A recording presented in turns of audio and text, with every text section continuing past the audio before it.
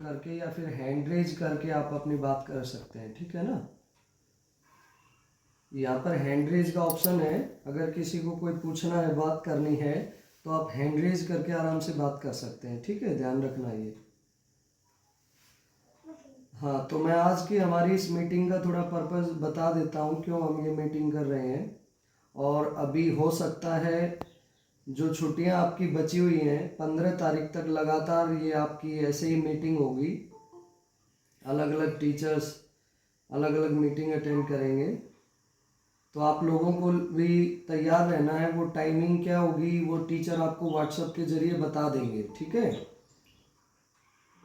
जैसे मैं 3 दिन का आपको शेड्यूल बता देता हूँ। आज की हमारी जो मीटिंग है जिसका टॉपिक है NEP 2020, जो हमारी नेशनल एजुकेशन पॉलिसी है, राष्ट्रीय शिक्षा नीति 2020, उसके बारे में थोड़ा हम यहाँ पे बात करेंगे। और जो कल का हमारा टॉपिक रहेगा वो हमारा रहेगा FLN, foundational literacy and numeracy, जिसके बारे में सेवेंदर सर क्लास लेंगे। और फिर नेक्स्ट डे आपकी क्लास होगी G20 के ऊपर।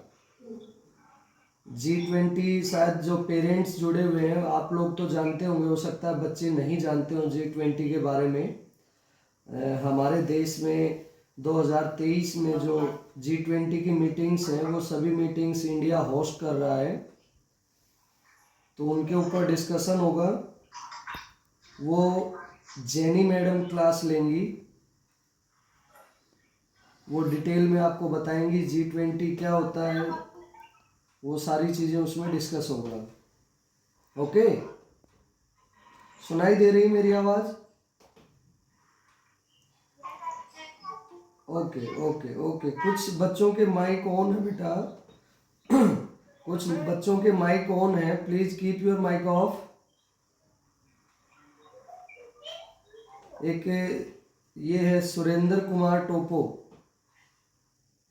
हाँ आप अपना माइक ऑफ ही रखें ताकि सभी को अच्छे से आवाज़ सुनाई दे, वरना इको होना शुरू हो जाता है। बताना मुझे स्क्रीन प्रेजेंट हो रही है या नहीं।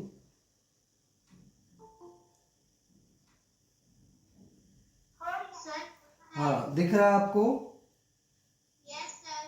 ओके ओके ओके, तो स्क्रीन पे आपको दिख गया होगा। आज का हमारा जो टॉपिक है national education policy 2020 means NEP 2020। NEP 2020 क्या है, थोड़ा सा मैं डिस्कस कर लेता हूँ बेटा। जो समय समय पर हमारे देश में अलग अलग शिक्षा नीतियाँ आती रही हैं, जो कि अभी तीसरी शिक्षा नीति है ये। जो पहली शिक्षा नीति आई थी 1968 में, फिर उसके बाद 86 में आई दूसरी, जिसमें फिर थोड़ा सा सुधार करके उसी को पेश किया गया 92 में।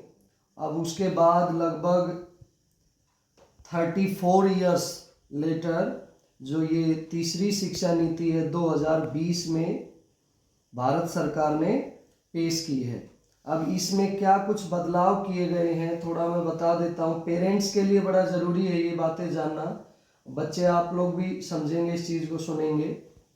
पहले क्या होता था, सभी बच्चों का जब वो बच्चे 6 साल के हो जाते थे तब जाके बच्चों का स्कूल में एडमिशन होता था क्लास 1 में। तो जो 6 साल का बच्चा होता था तब तक 6 साल का होने से पहले वो या तो आंगनवाड़ी वगैरह में भेजते थे हम उसको, या फिर घर पे ही पेरेंट्स उसकी पढ़ाई में हेल्प करते, उसको छोटी छोटी चीज़ें सिखाते थे। लेकिन जो हमारी नई शिक्षा नीति है 2020, उसमें जो प्रावधान किया गया है 3 साल के बच्चे को ही अब विद्यालय भेजा जाएगा। और वो किस स्टेज पे क्या सीखेगा वो आगे हम इसमें डिस्कस करेंगे, जो नई शिक्षा नीति है। वैसे तो इसमें बहुत सारे पॉइंट्स हैं, लेकिन जो हमारे लिए ज़रूरी हैं वो हम यहाँ पे डिस्कस करेंगे। थोड़ा इंट्रोडक्शन कर लेते हैं इस पॉलिसी के बारे में। National education policy 2020 is India's third education policy after NEP 1968 and 1986। जैसे मैंने बताया, जो पहली हमारी राष्ट्रीय शिक्षा नीति थी वो 1968 में आई, दूसरी 1986 में जिसमें थोड़ा सुधार किया गया, 92 में 1992 में उसी को रिप्रेजेंट किया गया। और उसके बाद अब जो तीसरी शिक्षा नीति है वो 2020 में आई है। इसको किसने बनाया, कौन सी कमेटी ने बनाया, कौन इसके हेड थे, ये भी पॉइंट लिखा हुआ है। Ministry of human resource development, MHRD एक मंत्रालय है, पेरेंट्स आप सब जानते होंगे। MHRD के अंदर ही जो एजुकेशन है वो आता है। तो MHRD एक कमेटी 2017 में जिसके हेड थे डॉक्टर के कस्तूरी Ranjan, for preparing the national education policy. The committee submitted its report on May 31st, 2019. तो 2017 में कमेटी को बोला गया कि आप रिपोर्ट तैयार कीजिए और सरकार के सामने पेश कीजिए, क्या इसमें सुधार होने चाहिए, क्या कुछ इसमें बदलाव होने चाहिए। तो कमेटी ने अपनी रिपोर्ट 31 मई 2019 को पेश की और फिर उसके बाद on July 29 2020 union cabinet approved it. तो जो हमारी यूनियन कैबिनेट है उसने 29 जुलाई 2020 को इसको अप्रूव कर दिया, भाई इसको मान्यता दे दी। और तब से ये जो शिक्षा नीति थी थर्ड वो हमारे देश में लागू हो गई। अब उसके लिए अलग अलग कुछ स्ट्रक्चर बनाया गया है, अलग अलग स्टेज पे, किस स्टेज पे किन बच्चों को रखा गया है, क्या एज ग्रुप होगा, क्या क्लास होगी, वो सारी चीज़ें हम थोड़ा यहाँ डिस्कस कर लेते हैं। जो स्कूल एजुकेशन स्ट्रक्चर है इसका 5+3+3+4, पहले का जो स्ट्रक्चर था वो हम पढ़ते थे 10+2, 10+2। तो अभी वो पूरा स्ट्रक्चर चेंज हो गया है, 5-3-3-4। Pattern will be followed as discuss. जैसे जो हमारी फर्स्ट स्टेज होगी इसको 4 चरणों में बांटा गया बेटा, 4 अलग अलग स्टेज बनाई गई हैं। जैसे फर्स्ट स्टेज आपके स्क्रीन पे आपको दिख रहा होगा, फाउंडेशनल स्टेज, जिसका समय 5 साल रखा गया है। और फाउंडेशनल स्टेज को भी 2 भागों में बांटा गया है। फर्स्ट है प्री स्कूल पीरियड और सेकंड है 2 इयर्स के लिए जो क्लास 1 और 2 है। प्री स्कूल में क्या होगा, 3 साल में इसमें 4, 5, 6 साल के जो बच्चे होंगे, मीन्स जो 3 साल पूरे कर चुके हैं, 4, 5 और 6, उन बच्चों का एडमिशन होगा। एडमिशन अब क्या है, जैसे इसी सेशन से शुरू भी हो गया है कई विद्यालयों में, केंद्रीय विद्यालयों में भी, या फिर जो स्टेट गवर्नमेंट स्कूल हैं कुछ चुना गया है, प्रोजेक्ट के तौर पे देखा जा रहा है कि किस तरह ये काम करता है। तो हर जगह ये उपलब्ध नहीं है, तो जगह जगह जैसे आंगनवाड़ी है या फिर कोई और प्लेवे स्कूल है, बाल वाटिका है, इन सब जगह भी वही चीज़ें सिखाई जाएंगी जो आपको स्कूल में सिखाई जाएंगी। पॉइंट लिखा है to be enrolled in playway school और इन आंगनवाड़ीज और बाल वाटिका। जो ये पीरियड होगा इसमें कोई भी एग्ज़ाम नहीं होगा, नो यूनिफॉर्म कोड, कोई भी स्कूल यूनिफॉर्म जो हम स्कूल में पहनकर आते हैं वो कोई कोड नहीं होगा। 1 मिनट, कुछ ज्वाइन करने की कोशिश कर रहे हैं तो थोड़ा सा मैं एक बार, मैंने बताया उसको 2 भागों में बांटा। प्री स्कूल पीरियड 3 साल के लिए और फिर क्लास 1-2 के लिए 2 साल रखे गए हैं, ठीक है। क्लास 1-2 के लिए जो एज ग्रुप होगा वो 7 और 8 ईयर्स होगा। उसमें भी कोई भी एग्ज़ाम का कोई ऐसा प्रपोजल नहीं है कि एग्ज़ाम वहाँ पे कंपलसरी है।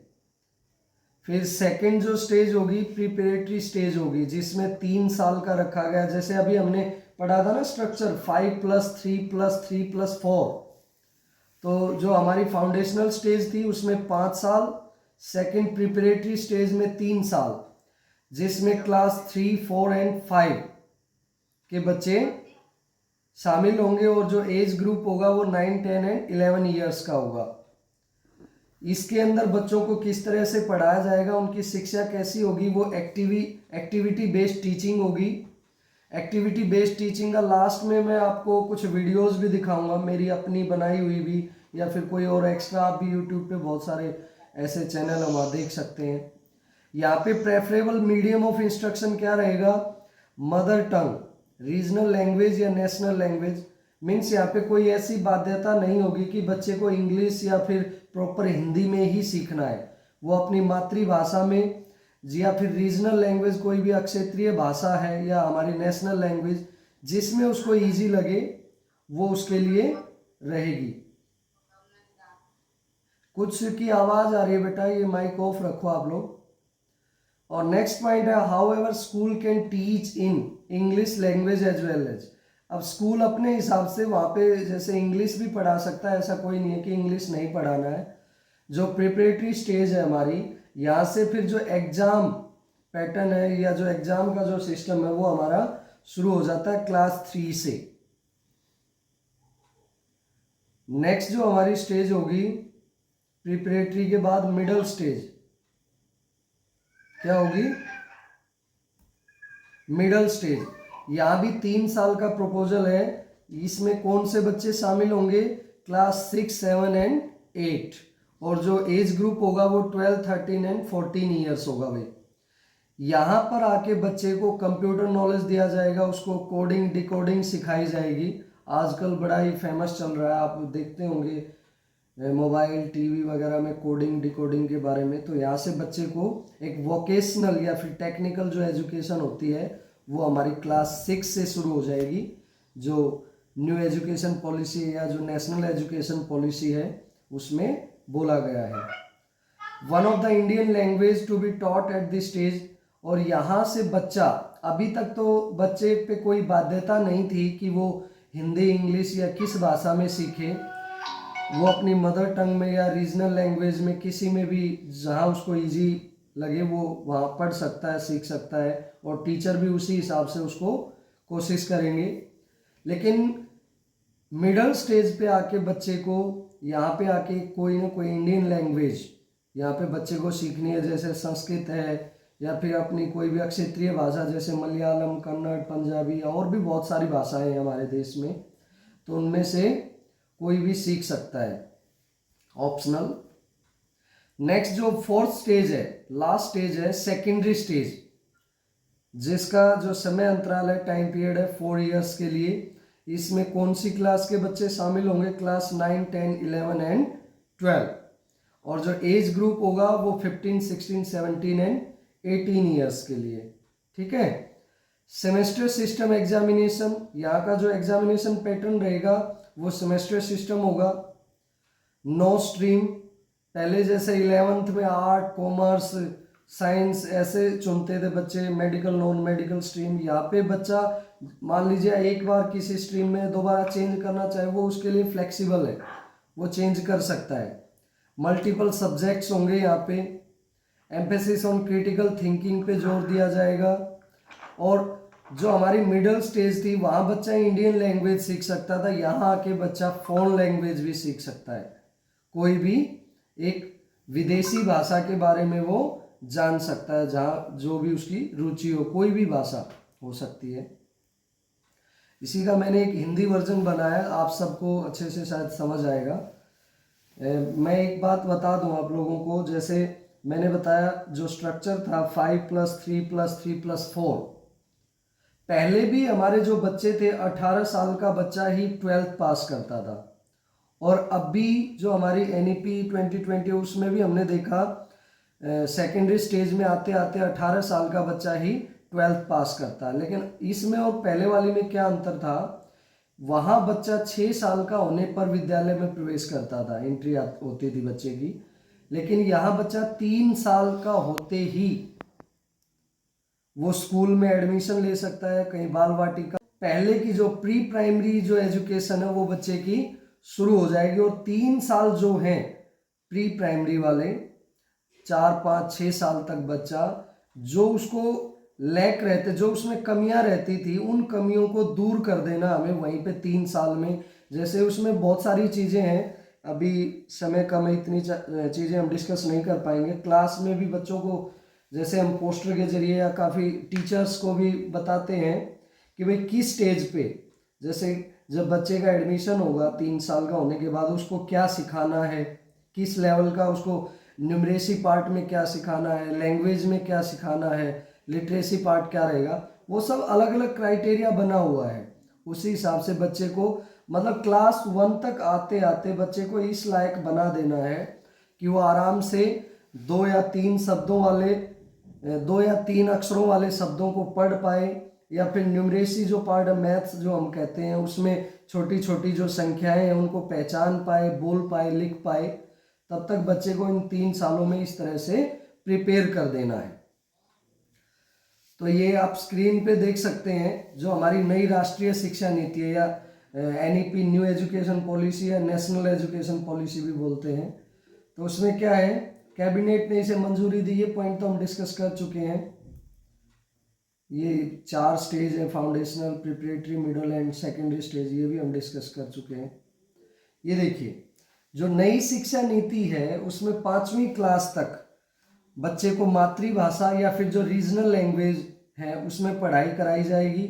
इसे क्लास 8 या उससे आगे भी बढ़ाया जा सकता है। अन्य व विदेशी भाषाओं की पढ़ाई सेकेंडरी लेवल से शुरू होगी। क्या बेटा,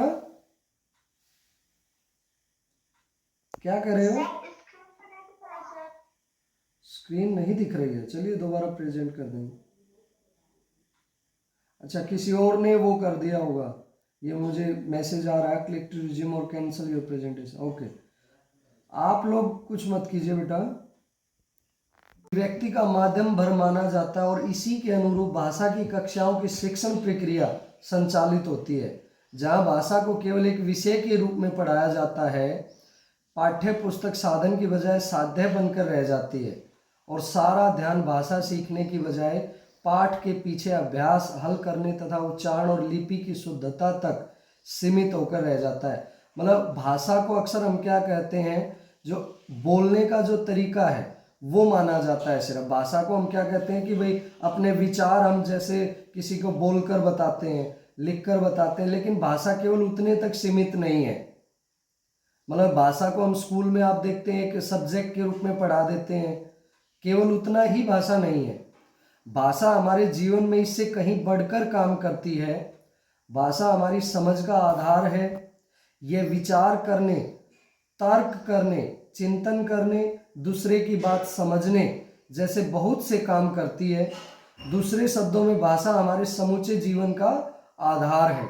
अगर हमें भाषा अच्छी तरह से नहीं आती है, मान लीजिए आप भारत देश के निवासी हैं, तो जिस भी एरिया में रहते हैं या तो वहाँ की क्षेत्रीय भाषा, रीजनल लैंग्वेज, या फिर जो हमारी मातृभाषा जो हम कहते हैं हिंदी है, वो अगर हमें प्रॉपर नहीं आती है तो हम न तो किसी से प्रॉपर बात कर सकते हैं, न दूसरे की बात को हम समझ सकते हैं। तो भाषा हमारे जीवन में मतलब बहुत ही ज़्यादा उपयोगी है। ये हमारी समझ का आधार है, विचार करने, सोचने, दूसरे की बात समझने, मतलब बहुत से काम आती है। बच्चों की भाषा और पुस्तकों की भाषा के बीच पुल बनाने और बच्चों को आसानी से इस पार लेकर आने के लिए भाषा शिक्षक की भूमिका बड़ी महत्वपूर्ण हो जाती है भाई। इसमें ये भाषा शिक्षक जो पेरेंट्स हैं, आप यहाँ पे भाषा शिक्षक का ही रोल निभाएंगे। भाषाई कौशल का विकास, अब जो लैंग्वेज स्किल्स हैं वो बच्चे में कैसे डेवलप होंगे, उनके भी 2 पक्ष हैं, ग्रहण और अभिव्यक्ति। सुनना, पढ़ना, ये 2 चीज़ें ऐसी हैं जो मतलब ग्रहण की जाती हैं, और बोलना लिखना ये अभिव्यक्ति के माध्यम से सीखता है बच्चा। यहाँ पे 4 कौशल है भाषा के, सुनना, बोलना, पढ़ना और लिखना। LSRW बोलते हैं, LSRW बोलते हैं, listening, speaking, reading and writing. अब फर्स्ट पे हम बात करते हैं सुनना। भाषा का सबसे महत्वपूर्ण कौशल सुनना है।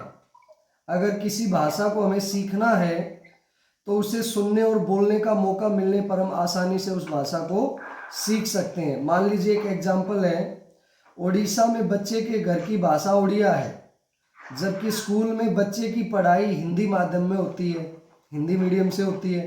तो बच्चे को फाउंडेशन स्टेज से ही, फाउंडेशनल स्टेज क्या थी हमारी, जो 5 साल है, 5 साल में भी प्री प्राइमरी जो स्टेज है 3 साल की, जब मैं 3 साल का बच्चा होने पर जो बाल वाटिका, आंगनवाड़ी या स्कूल में एडमिशन लेगा, उस स्टेज पर हिंदी भाषा सुनने का ज़्यादा से ज़्यादा मौका देना चाहिए, ताकि बच्चे इस भाषा में अपने को सहज महसूस कर सकें। इसके लिए बच्चे को कहानी सुनने, बाल गीत सुनने, बोलने का मौका दिया जा सकता है। इससे बच्चे के मन में हिंदी भाषा का व्याकरण अपने आप बनता जाएगा। अब जैसे हम अपने स्कूल का एग्जाम्पल लें, बेटा माइक ऑफ रखो। हम अपने स्कूल का एग्जाम्पल लें, हम देखते हैं कि बहुत सारे बच्चे अपनी जो रीजनल लैंग्वेज है उसका प्रयोग करते हैं। जब हिंदी बच्चे को पढ़ने के लिए बुक से बोला जाता है तो वहाँ पे वो कई सारे जो शब्द हैं वो अपनी रीजनल लैंग्वेज वाले यूज़ करता है। वो क्यों करता है, उसका एक रीज़न है, क्योंकि बच्चे को वो माहौल नहीं मिलता, वो हिंदी भाषा जो यूज करना चाहता है वो उसको वहाँ पे मिल नहीं पाती। घर पे वो रीजनल लैंग्वेज में बात करता है, अपने दोस्तों से रीजनल लैंग्वेज में बात करता है, कहीं खेलने जाता है खेल के मैदान में वहाँ रीजनल लैंग्वेज में बात करता है, तो इसलिए वहाँ उसको थोड़ा प्रॉब्लम आती है। तो जो सुनने का जो हमारा स्किल है वो कैसे डेवलप हो सकता है, अगर बच्चे को हम प्रॉपर मौका दें, उसके सामने वही लैंग्वेज अगर हम यूज करें। अब कोई भी जैसे यूरोपियन कंट्री का बच्चा है, अब कोई ऐसा तो है नहीं छोटा बच्चा पैदा होते ही बोलना शुरू कर देता है, वो धीरे धीरे जो लैंग्वेज स्किल है वो सुन के डेवलप करता है। कैसे डेवलप करता है, वो सुन के। तो जब उसके आसपास में इंग्लिश बोली जाती है तो धीरे धीरे बड़ा होता है तो वो सेम वही भाषा का प्रयोग करना शुरू कर देता है, इंग्लिश बोलना शुरू कर देता है। अगर वैसा ही माहौल हम भी अपने घर पे बच्चों के सामने बनाएं, बच्चों के बीच में उनको सहज भाषा का प्रयोग करने के लिए मौके दें, तो हमारा बच्चा भी वो सीख सकता है। तो इससे बच्चे के मन में हिंदी भाषा का व्याकरण अपने आप बनता जाए। मीन्स अगर उसको हम प्रॉपर वैसा माहौल बना के दें, वैसे मौके दें, तो वो बच्चा धीरे धीरे सुनकर सीख सकता है।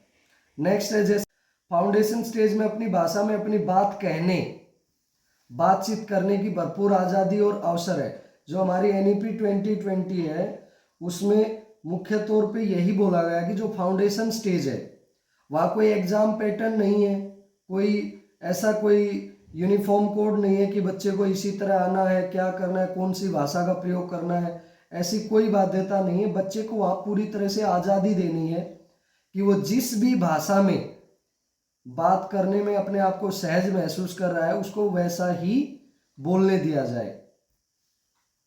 ठीक वैसा ही माहौल हमें घर पे भी बच्चे को बना के देना है। विभिन्न विषयों, स्थितियों, घटनाओं, अनुभवों, कहानियों, कविताओं आदि को अपने तरीके और अपनी भाषा में कहने, सुनाने या प्रश्न पूछने, टिप्पणी करने, अपनी राय देने की स्वतंत्रता हो। मतलब कोई भी किसी भी टॉपिक पे बच्चा बोलना चाहता है, कोई भी ऐसी स्थिति है, कोई भी ऐसी कोई घटना घटी है, अपना कोई एक्सपीरियंस है, स्टोरी है, पोइम है, वो अपनी तरीके से, चाहे मिक्स्ड भाषा में, जैसे हम इंडियन लोग ज़्यादातर मिक्स्ड भाषा ही बोलते हैं, मिश्रित भाषा ही, हम प्रॉपर किसी एक भाषा में कम बात करते हैं। हम मिक्स कहीं पे इंग्लिश के वर्ड शामिल कर देते हैं, कहीं हिंदी के, या फिर कहीं अपनी जो लोकल लैंग्वेज होती है, रीजनल लैंग्वेज, उसका यूज़ करना शुरू कर देते हैं बीच में। तो बच्चे को भी वैसी ही आज़ादी देनी है, वो किसी भी लैंग्वेज में, किसी भी मतलब कैसे भी कहानी, कविता, स्थितियों पे अपने एक्सपीरियंस शेयर करना चाहे उसे करने देना है। थर्ड आता है पढ़ना।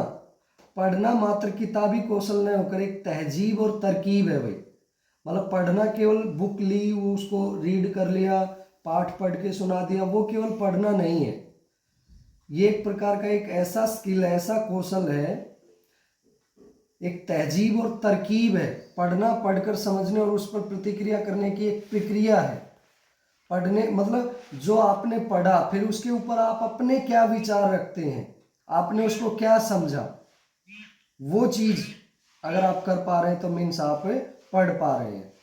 पढ़ने के दौरान अर्थ निर्माण के लिए इस बात की भी समझ होनी चाहिए कि अर्थ केवल शब्दों और प्रयुक्त वाक्यों में ही निहित नहीं है, बल्कि वह पाठ की समग्रता में भी मौजूद होता है, और कई बार उसमें जो साफ तौर पर नहीं कहा गया होता उसे भी समझ पाने की जरूरत होती है।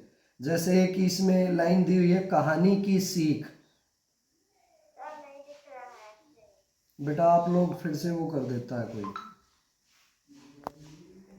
केवल पढ़ना मात्र नहीं है, पढ़ने का अर्थ है कि आपने उसको कितना समझा है, जिन वाक्यों को, जिस पैराग्राफ को आपने जो पढ़ा है उसको आपने क्या समझा है। कई बार जो शब्द होते हैं वो उनका सेम अर्थ नहीं होता है, वो अपने आप में अलग अर्थ देते हैं। जैसे इसमें एग्जाम्पल दिया, कहानी की सीख। अब एक बच्चे ने पढ़ तो दिया इस वाक्य को, कहानी की सीख।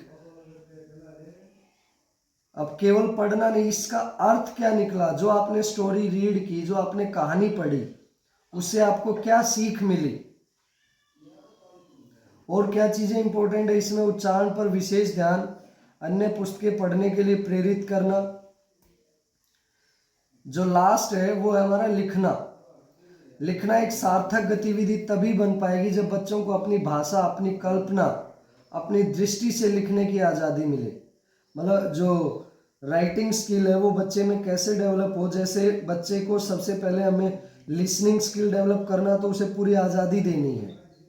बोलने का जो स्किल है, कौशल उसके अंदर विकसित करना है, तो उसे पूरी आज़ादी देनी है। वो अपने विचार किसी भी तथ्य पे, किसी भी आधार पे अपनी बातें रखे, उसके ऊपर कोई ऐसी स्ट्रिक्टली प्रोहिबिशन नहीं होना चाहिए कि आप इसके ऊपर बात करो, आप उस टॉपिक पे बात करो, उसे बात करने देना। ठीक वैसे ही जो राइटिंग स्किल है वो कैसे डेवलप हो, बच्चे को पूरी तरह से आज़ादी दी जाए कि वो अपनी भाषा में, किसी भी भाषा में, उसके अंदर जो उसके विचार उसके दिमाग में आ रहे हैं, वो क्या सोच रहा है, उन सभी विचारों को लिखकर एक कॉपी पर उकेरे।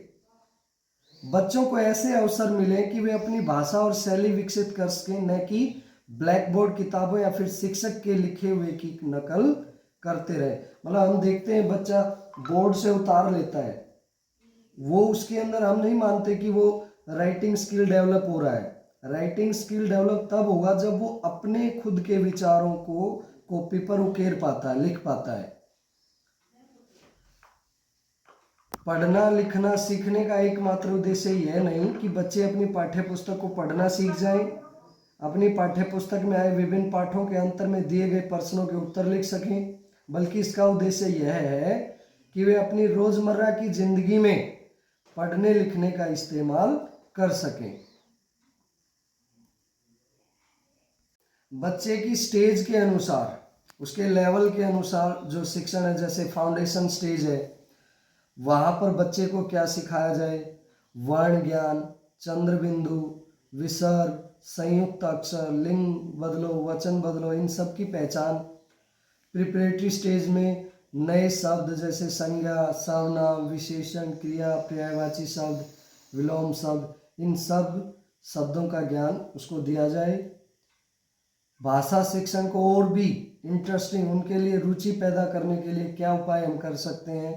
कहानी कथन, बच्चे से कहानी सुन सकते हैं या उसको सुना सकते हैं। ऑडियो विजुअल जो एड्स होते हैं उनका यूज कर सकते हैं, जैसे मोबाइल से वीडियो दिखा सकते हैं, स्पीकर से कोई भी कविता सुना सकते हैं। वर्ग पहेली है, चित्रों का प्रयोग कर सकते हैं, उनके लिए एक शब्द बैंक बना सकते हैं, शब्द तालिका बना सकते हैं, और भी बहुत सारी एक्टिविटीज़ हो सकती हैं। जैसे इसमें पिक्चर में देख रहे हो कहानी कथन है, कहानियाँ सुना सकते हैं, यूट्यूब वगैरह पे बच्चे देखते ही हैं बहुत सारी। फिर ऑडियो विजुअल एड्स का यूज़ कर सकते हैं, जैसे लैपटॉप है, मोबाइल है, या कोई और दूसरी चीज़ है, उनका प्रयोग कर सकते हैं बच्चे को सिखाने के लिए। वर्ग पहेली बना सकते हैं, जैसे इसमें शब्द बनाओ, यहाँ बनाया हुआ मित्र, चित्र। अब कक्षा, एक और क्या बन सकता है, रक्षा बन सकती है, जैसे शिक्षा बन सकती है, इस तरह से। फिर चित्रों का प्रयोग कर सकते हैं, फूल, बादल, ये क्या गमला है, चित्रों के माध्यम से उनको एक वचन बहुवचन बता सकते हैं, केला, केले, लड़का, लड़के, और भी बहुत सारी चीज़ें हो सकती हैं। भाषा शिक्षकों के लिए आवश्यक बातें क्या हैं।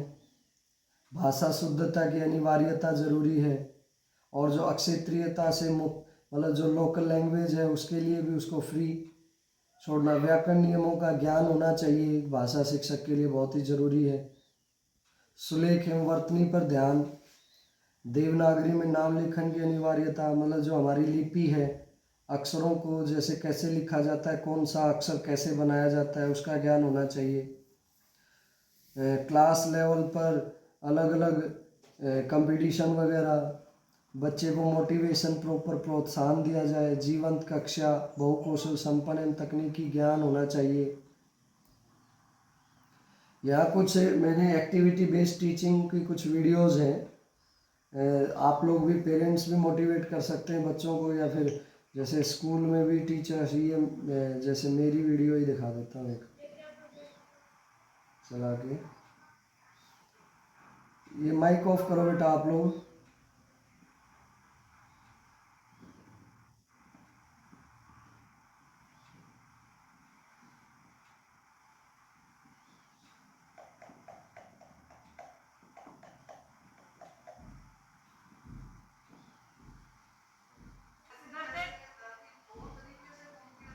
ये देखो कैसे क्लास में जो टीचर्स हैं,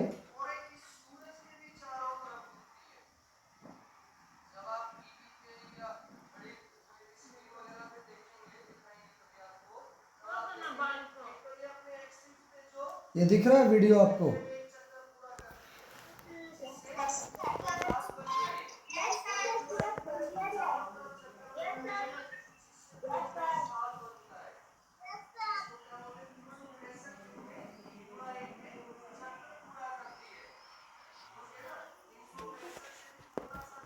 और इस तरह की जो एड्स हैं वो यूज़ करके क्लास में कैसे टीचर वो करता है।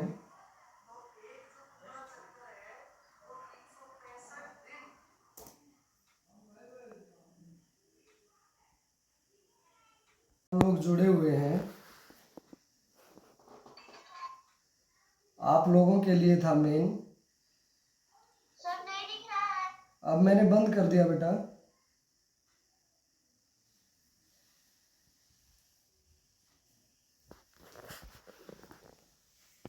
और आप अपनी राय कुछ दे सकते हैं पेरेंट्स।